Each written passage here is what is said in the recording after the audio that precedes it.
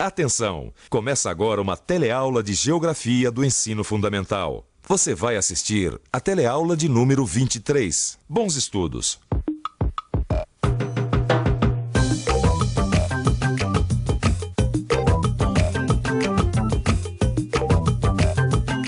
Do Brasil para o mundo. Olha só quanta mercadoria brasileira embarcando para o estrangeiro. A gente planta aqui e manda para lá. É vendo essas coisas que a gente entende melhor certas paisagens do Brasil. O que isso tem a ver com a paisagem brasileira? A resposta está na nossa teleaula de hoje. Nesta teleaula você vai ver que desde o começo a agricultura brasileira foi voltada para a exportação e como isso influiu na paisagem. Vai ver que na distribuição de terra no país predominava a grande propriedade. E como isso definiu as relações entre o campo e a cidade. Também vai acompanhar as mudanças na agricultura e seus efeitos para os trabalhadores e para a produção. É um bom lugar para a gente começar a nossa teleaula de hoje. Olha só o que eu já rodei esse mês. Já levei um carregamento de milho do interior do Amazonas para uma indústria em Curitiba. Depois carreguei com farelo de soja no norte do Paraná, que vai ser exportado pelo Porto de Santos.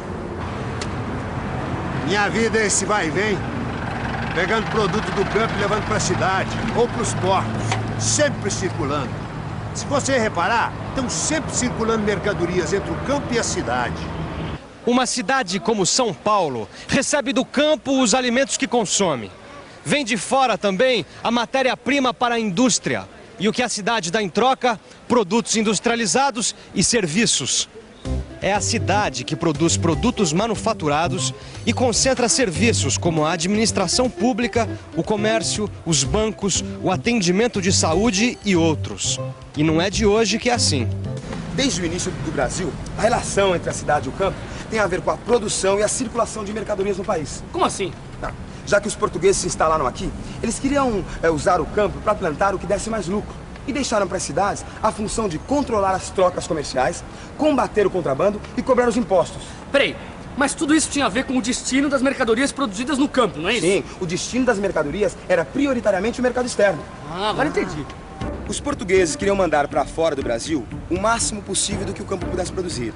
As cidades deviam controlar, para os reis de Portugal, as trocas comerciais com o exterior, recolher taxas e fiscalizar os negócios. Era uma situação muito diferente de outras terras, que também foram colonizadas, como, por exemplo, os Estados Unidos. Desde que cheguei aqui nos Estados Unidos, não consigo parar de fazer comparações com o Brasil. Afinal, eles têm quase a mesma idade. Mas a economia americana está entre as maiores do mundo e a indústria é muito forte. Quando a gente conhece um pouco da história desse país, vê que desde o começo eles foram diferentes. Os imigrantes europeus que chegaram nos Estados Unidos formaram uma colônia de povoamento. Eles estavam preocupados em construir uma nova casa e desenvolver o país. No Brasil foi diferente. O que mais interessava aqui para os europeus era tirar o máximo de riquezas. O Brasil foi aquilo que a gente chama de colônia de exploração. O Brasil foi uma colônia de exploração. A primeira preocupação dos portugueses era tirar produtos da floresta, agrícolas ou minerais, para levar para fora do país, para o mercado externo. Essa orientação da produção para o mercado externo acabou definindo muito da paisagem brasileira. Além de madeira, do ouro e metais preciosos, os colonizadores tiravam da terra do Brasil produtos agrícolas. Era uma agricultura comercial de exportação. Agricultura comercial de exportação. Como é que isso pode influenciar na paisagem, Pedrão? Porque exige que grandes extensões de terra sejam reservadas para plantar uma coisa só. E de preferência um produto que tenha maior procura lá fora, porque assim o lucro é maior. Tá, dá um exemplo. Exemplo, cana-de-açúcar.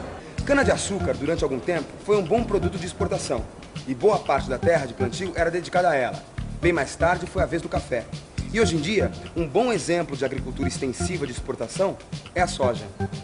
Essa história de plantar uma coisa só tem um nome, é monocultura. Imagina o seguinte, se todos esses produtos que tem aqui fossem de um tipo só, quer dizer, que as pessoas que plantassem só um tipo de coisa, isso é monocultura. Seria uma coisa mais ou menos assim. As melhores terras nas planícies do litoral eram reservadas para a agricultura comercial e exportação. As lavouras de subsistência e a criação de gado eram empurradas para os planaltos do interior. Agricultura de subsistência é aquela roça que produz só o necessário para o próprio agricultor ter o que comer. A outra mercadoria realmente importante que influiu na ocupação do território brasileiro foi o gado.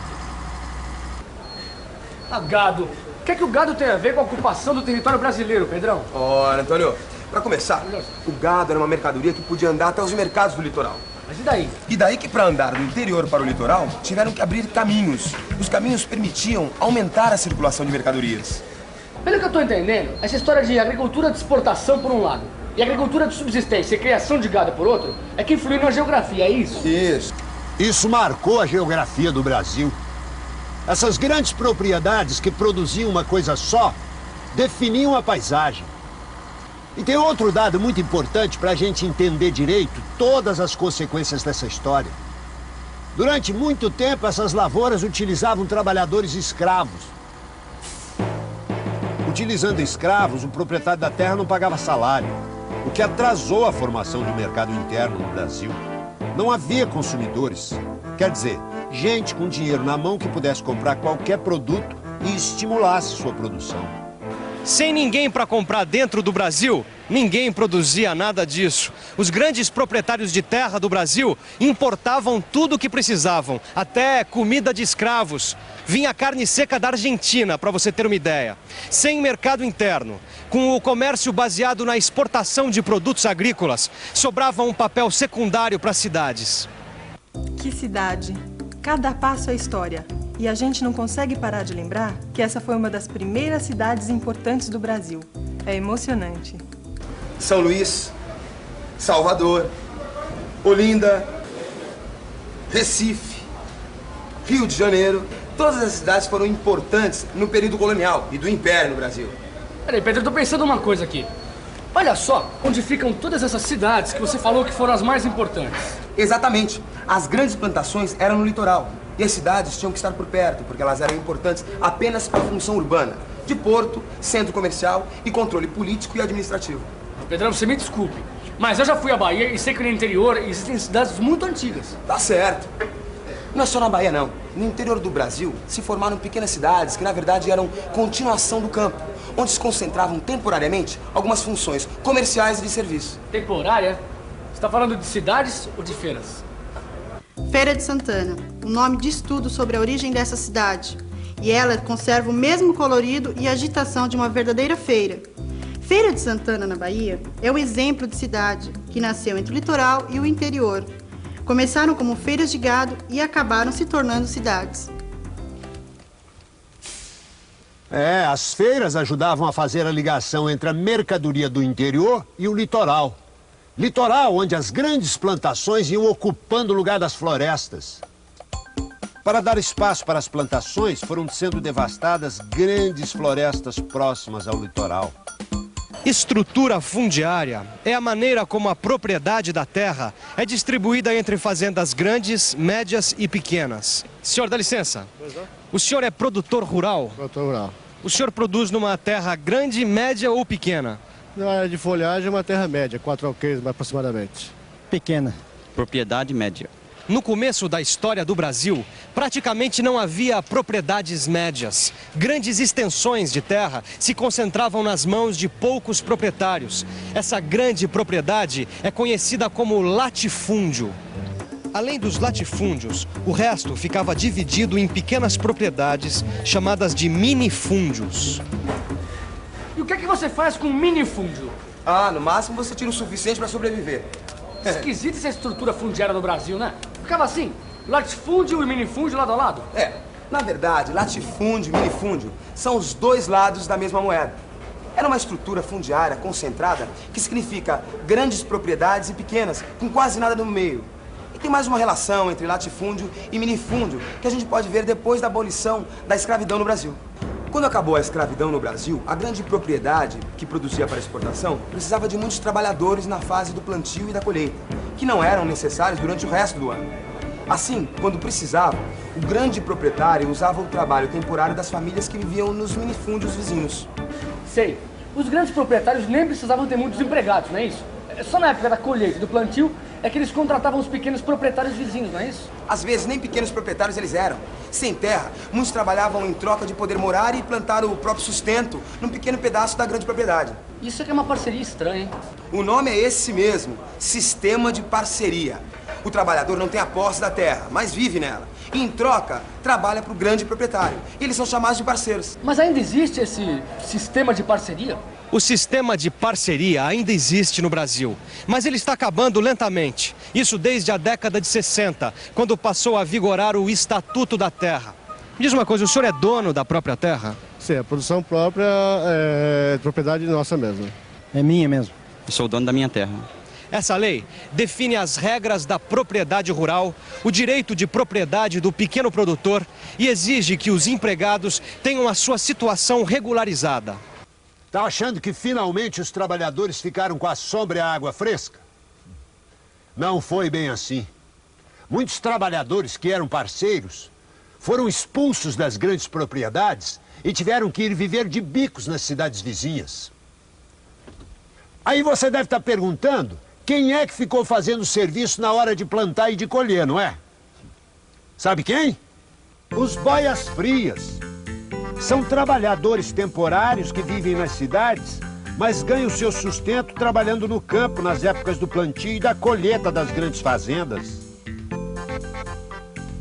Essa estrutura fundiária no Brasil ainda é a mesma? É só conferir como é que é a distribuição de terras hoje. Certas regiões ainda têm pouca ocupação.